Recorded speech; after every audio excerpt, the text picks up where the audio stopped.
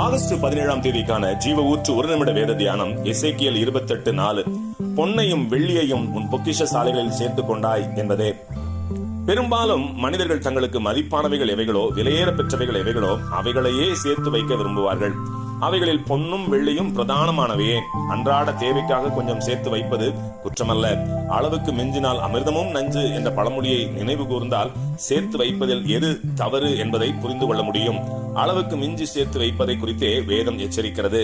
அளவுக்கு அதிகமாக சேர்க்கிற போது அதை சேர்ப்பதற்காக எடுக்கும் முயற்சிகளில் பாவம் இராமல் போகாது.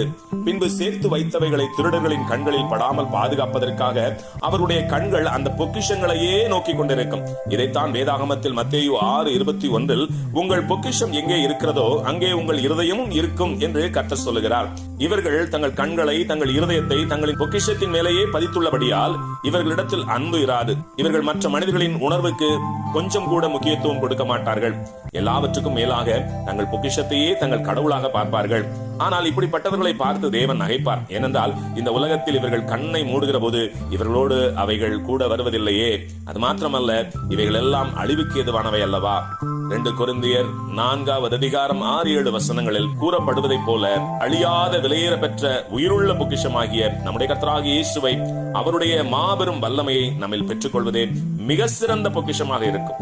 இந்த பொக்கிஷம் பரத்திலிருந்து இறங்கி வந்த பொக்கிஷம். இந்த பொக்கிஷத்தின் மதிப்பை கணக்கிடவே முடியாது. இலவசமாய் நமக்கு அருளப்பட்ட பொக்கிஷம், நம்மை விட்டு என்றும் நீங்காத பொக்கிஷம். ஆமேன். அல்லேலூயா.